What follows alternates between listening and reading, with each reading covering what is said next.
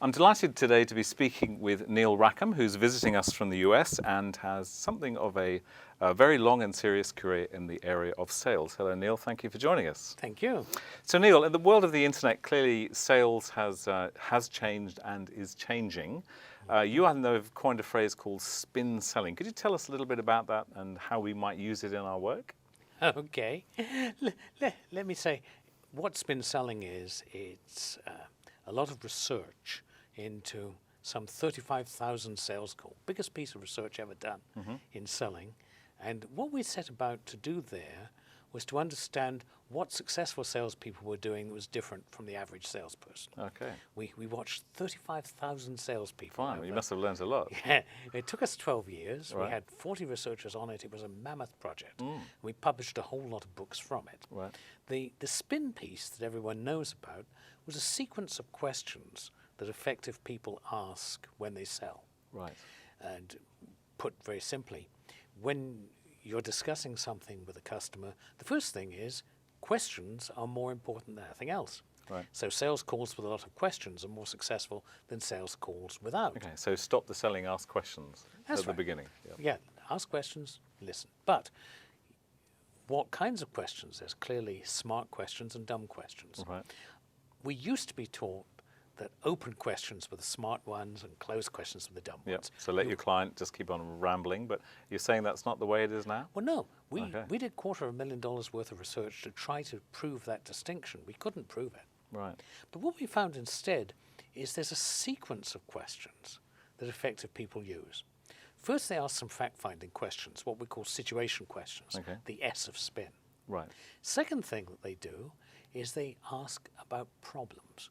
You know, every product, Right. everyone who's watching this has something in common.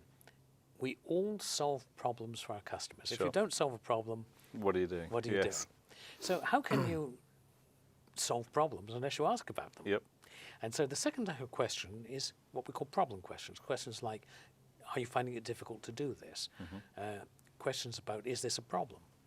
Those So questions, problems also, the wording you're using there are eliciting sort of responses that are yes questions. So we want our prospects to say, yes, they've got those problems, yeah, presumably. we want to discover how they see the problem. Because Yep. it doesn't matter how we see it. Yep. If the customer doesn't feel they have a problem, they don't have a Yeah, problem. there's no selling to be done. So Okay. basically, we're asking customers about their problems. And people, as they become more experienced in selling, get better and better at doing that. Yep. Unfortunately, this is where it stops. For most people, they'll ask some fact-finding or situation questions. Yep. They'll ask some problem questions. And the customer says, yeah, okay, that's a problem. Right. And then they say, oh, let me tell you about how we could solve it for you. Okay. And that's not the right way. That's not the right Ah, way. okay. That's So what's the I then? It's what most people do. There's Okay. really smart people ask the I question. The I question we call implication questions. They're questions like, if you don't solve that problem, what's going to happen? Okay. What's that problem costing you in these other areas? Yep. So they take the problem, they peel it back. Right.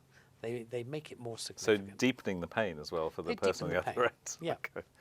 Right. And then there's a final type of question, which I wish we'd called value questions, Right. which would have given us the acronym SPIV. Which would be ideal. Which, as we'll know here in Australia or in Yep. the UK, a SPIV is someone who comes up to you and Yep, says, very flashy want to and- buy a yeah. stolen watch? You know? Yeah. So it was a bit down market.